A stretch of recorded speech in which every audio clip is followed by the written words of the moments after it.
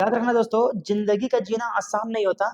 जिंदगी को जीना आसान बनाना पड़ता है। तो आपको किस्मत बनाना है तो पढ़ना तो पड़ेगा ना बच्चों, पढ़ना पड़ेगा। तो बात करते हैं, आज लेकर के आए हैं क्लास 8 का सामाजिक विज्ञान। मेरा नाम है कलाम और आप देख रहे हैं LTR जीके स्टडी पे। आप सभी का स्वागत है एक नए वीडियो पे आज फिर से, जिसमें हमारी है राजनीतिक विज्ञान। यहाँ नागरिक शास्त्र हो गए हैं, ठीक है। तो होंगे हमारे राजनीतिक विज्ञान, जो हम लोग चल रहे थे अध्याय नंबर 7। इसमें कवर करने वाले हैं इस वीडियो में जन सुविधाएं के बारे में कवर करने वाले हैं पूरा विस्तार से। तो वीडियो को टक टक लगा के अंत तक देखना है ताकि आपको पूरी तरह समझ में आ सके बच्चों। तो चलिए बिना टाइम वेस्ट के वीडियो को स्टार्ट करते हैं, है ना। देखिए फर्स्ट पॉइंट हमारा नेक्स्ट आते हैं। देखिए उसकी थोड़ा डिफिनेशन, जो जन सुविधाएं है उसकी थोड़ा सा डिफिनेशन यानी कि परिचय दे लेते हैं, है ना। देखिए परिचय जान लेते हैं थोड़ी क्या है। तो जीवन और स्वास्थ्य के लिए पानी आवश्यक है। न केवल हम हमारी दैनिक जरूरतों को पूरा करने के लिए आवश्यक है। भारतीय संविधान के अनुच्छेद 21 के अंतर्गत किसके, तो भारतीय संविधान के अनुच्छेद 21 में बातें कही गई। देखिए तो पानी के अधिकार को जीवन के अधिकार का हिस्सा माना गया है। जो पानी है ना उसको जीवन का अधिकार का हिस्सा माना गया है। ये हमारा संविधान कहता है, यानी कि भारत का संविधान कहता है।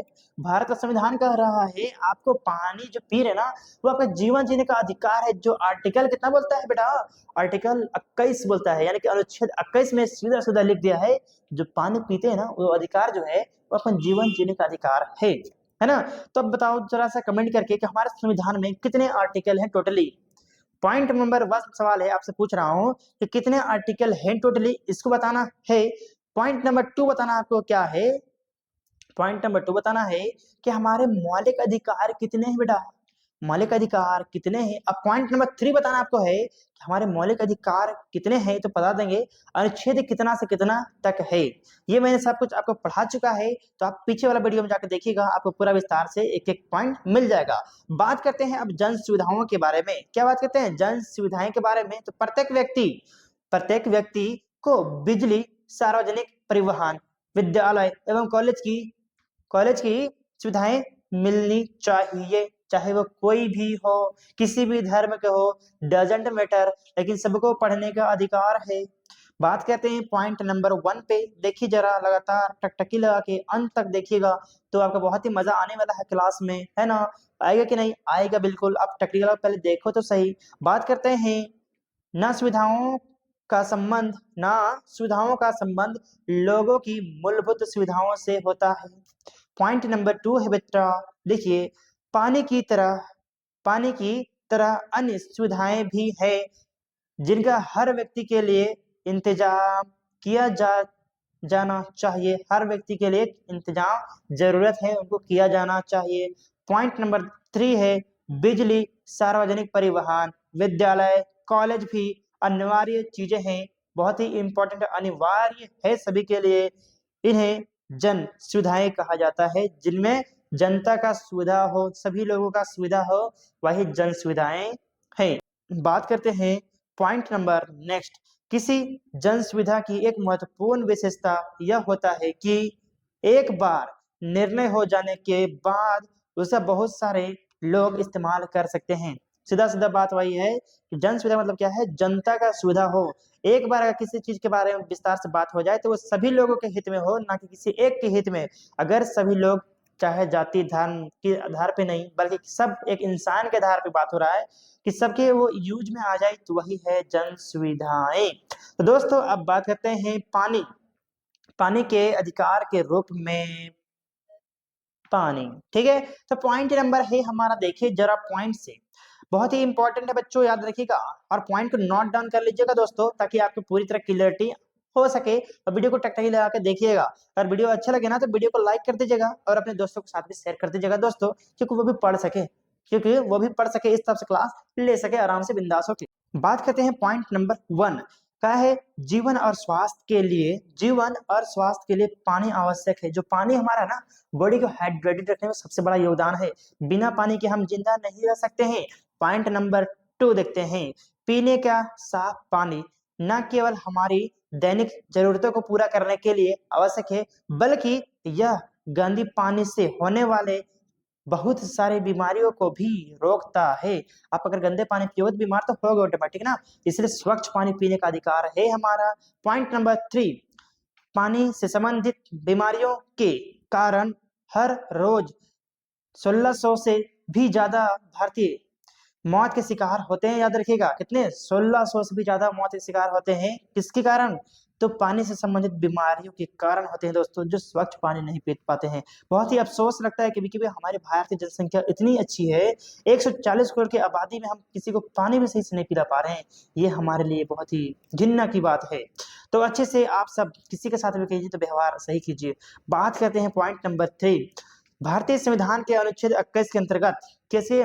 तो आर्टिकल 21 यानी कि अनुच्छेद 21 के अंतर्गत पानी के अधिकार को जीवन के अधिकार का हिस्सा माना गया है। किसको? जो हमारे आर्टिकल में है, भारत के संविधान में आर्टिकल 21 में कहा गया है, पानी के अधिकार को जीवन के अधिकार का हिस्सा माना गया है। आपके जीवन का अधिकार है, उसी पे हिस्सा माना गया है, याद रखिएगा। चलिए दोस्तों, पॉइंट नेक्स्ट बात करते हैं। तो टकटकी लगा के आप देख रहे हैं ना, समझ में आ रहा है? अगर कोई दिक्कत हो तो पूछ लेना। देखो, ये हमारा जल, एक एक पानी बहता है ना बेटा, तो कम से कम बहुत सारे पानी को बहता है साल भर में।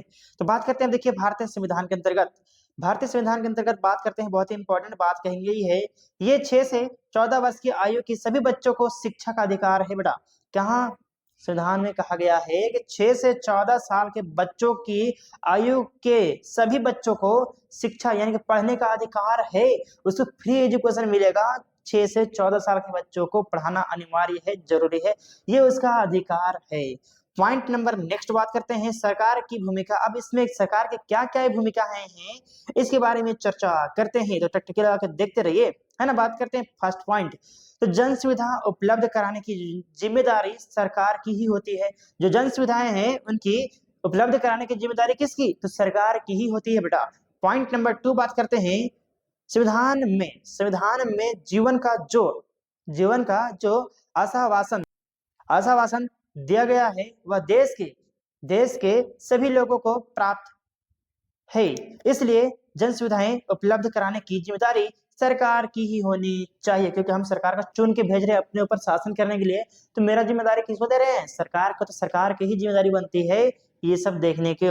पॉइंट नंबर 3 बात करते हैं, सरकार जब जन सुविधाएं उपलब्ध कराती है तो उसे समाज में समानता आती है, बराबरी होती है, याद रखिएगा। पॉइंट नंबर नेक्स्ट बात करते हैं, निजी कंपनियां जन सुविधाएं तभी उपलब्ध कराती है जब उसे कुछ मुनाफा हो। अब जो निजी कंपनी है, प्राइवेट कंपनी है, वो फायदा क्यों देगा जनता को? भाई साहब, फायदा क्यों देगा? उसको प्रॉफिट होगा, फायदा होगा, ठीक है ना, लाभ होंगे तभी वो फायदा पहुंचाएगा, अदरवाइज किसी को कुछ नहीं देने वाला प्राइवेट कंपनी। आदमी 1 रुपया भीख नहीं देता है, इंसान किसी को बोल देता है 4 बात फिर भीख देता है, तो वो कंपनी देगा तुमको कुछ और, है ना। तो बात करते हैं नेक्स्ट पॉइंट, देखिए क्या है। तो देखिए, चेन्नई में पानी की आपूर्ति बहुत ही कमी है पानी की। कहाँ? चेन्नई में। तो जन सुविधाएं सभी को मुहैया होनी चाहिए, लेकिन हकीकत में ऐसा नहीं होता है दोस्तों। क्या होता है? हकीकत में ऐसा नहीं होता है। देखिए पॉइंट बात करते हैं, पानी की उपलब्धता के अलावा कुछ ही लोग ही सुरक्षित पेयजल तक पहुंच पाते हैं। जो सुरक्षित पेयजल है, जो साफ पानी है, उस तक कुछ ही लोग पहुंच पाते हैं, अदरवाइज बहुत सारे लोग देखे भी ना, 1600 की मौत हो रही है इन पानी की बीमारियों से। बात करते हैं, देखिए यह स्थिति पर्याप्त और स्वच्छ पेयजल, पर्याप्त कहीं पानी नहीं है तो कहीं स्वच्छ जल नहीं है, तो पर्याप्त और स्वच्छ पेयजल उपलब्ध कराने के लक्षण से बहुत दूर है। बात करते हैं निजी कंपनियों को, देख लो अब बिजनेस करती है। आप बिसलेरी बोतल पानी लेकर पीते हो ना दोस्तों, वो साफ पानी तो खरीदते पीते हो, तो बिजनेस है ना। देखिए बात करते हैं, पानी की कमी ने मुनाफे के लिए नए रास्ते लिख दिए हैं। याद रखिएगा, 13,000 से भी ज्यादा टैंकर इस काम में लगे हुए हैं। कितना? 13,000 से भी ज्यादा टैंकर काम में लगे हुए, पानी बांटने के लिए लगे हुए हैं दोस्तों। कितना? 13,000 से भी ज्यादा टैंकर लगे हुए हैं। अब बात करते हैं, पॉइंट नंबर नेक्स्ट है हमारा, देखते जाओ टकटकी लगा के। अगर वीडियो अच्छी लगे ना तो वीडियो को लाइक करना है और अपने दोस्तों के साथ शेयर भी कर देना है, ताकि वह भी इस तरह से क्लास ले पाए, जो कि फ्री ऑफ कॉस्ट क्लास आपको मिल रहा है। तो बात करते हैं, अब देखिए विकल्पों की तलाश क्या है, विकल्पों की तलाश हमारा पॉइंट आता है जिसमें देखिए विस्तार से चर्चा करते हैं।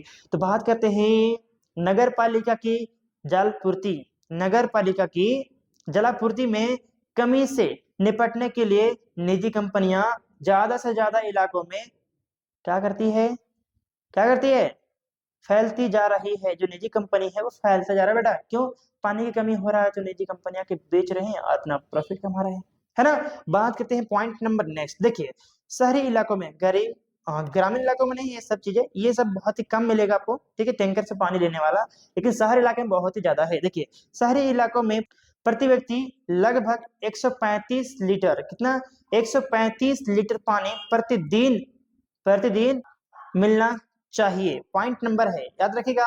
उसके बाद लेकिन, लेकिन झुग्गी बस्तियों में, झुग्गी बस्तियों, झुग्गी बस्तियों में लोगों को रोजाना, रोजाना प्रति व्यक्ति 20 लीटर पानी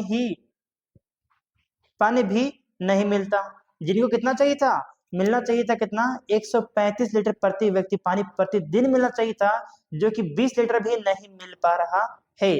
बात करते हैं पॉइंट, देखिए दूसरी तरफ, दूसरी तरफ आलीशान होटलों में, आलीशान होटलों में रहने वाले लोगों को रोजाना प्रति प्रति व्यक्ति कितना, तो 1600 लीटर तक पानी मिल जाता है, कितना, 1600 लीटर तक। जहां आलीशान होटल है, वहां पे 5 स्टार होटल है, उस जगह पे आपको 1600 लीटर पानी, 1600 लीटर पानी प्रति व्यक्ति मिल जा रहा है। और देखिए झोपड़ियों में जहाँ रहते हैं वहाँ 20 लीटर पानी भी नहीं मिल रहा है। ये हमारे समानता की कहाँ बात करते हैं हम सब, कि हम सब समान है, हम सब समान है, कैसे समान है दोस्तों, बताओ बताओ जरा कैसे हम समान है। ये हमारी सरकार को देखने की चीजें हैं, सरकार को देखना चाहिए, इस पे काम करनी चाहिए सरकारों को। बात करते हैं नेक्स्ट, देखिए क्या है, नगर पालिका के जरिए, नगर पालिका के जरिए जलापूर्ति में कमी हो अक्सर सरकार की नाकामयाबी मानी जाती है। इसमें क्या होती है, सरकार की नाकामयाबी मानी जाती है। अब बात करते हैं, देखिए थोड़ी जरा देखिए ध्यान से, 2011 के जनगणना के अनुसार सरकार की आंकड़े देखिए, तो बात करते हैं भारत के प्रतिशत, भारत के 87% परिवारों के पास पेयजल की सुविधाएं उपलब्ध है। जो भारत की जनसंख्या, जो आबादी है ना बेटा, उसके 87% लोगों के पास पानी पीने का सुविधाएं है। बात करते हैं अब घर के भीतर शौचालय 53% परिवारों में उपलब्ध हो गई है, कितनी, 50% भी ज्यादा, 53% हो गई है। बात करते हैं नेक्स्ट, बात करते हैं 44% ग्रामीण क्षेत्रों में, कहा, 44% ग्रामीण घरों में बिजली सुविधा, बिजली पहुंच चुकी है। 44% जो बिजली है वो घरों में पहुंच चुकी है, ग्रामीण इलाके में, गांवों में। बात करते हैं कंपनी की, देखिए कंपनी एक तरह की व्यवसायिक संस्था है, होती है, व्यवसायिक संस्था होती है जिनकी, जिसकी स्थापना कुछ लोग या सरकार करती है, जिसकी स्थापना कुछ लोग या सरकार करती है।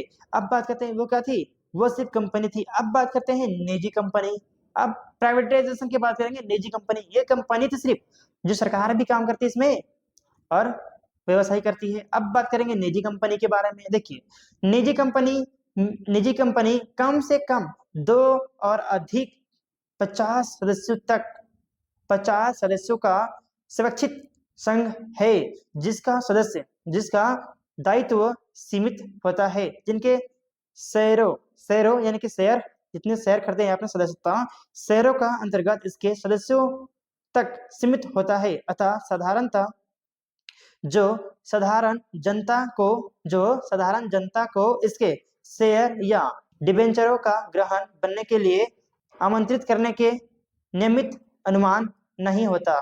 इसमें जो गरीब है वो शेयर नहीं बन सकता, शेयर होल्डर नहीं बन पाते हैं, ठीक है। बात करते हैं पॉइंट नंबर नेक्स्ट, देखिए क्या है, कंपनी अधिनियम 2013 के अनुसार, इसमें अधिनियम भी लाया गया, कंपनी अधिनियम, देखिए कंपनी अधिनियम 2013 के अनुसार निजी कंपनी में कम से कम, कम से कम 2 और अधिक से अधिक 2 से व्यक्तियों तक सदस्य हो सकता है।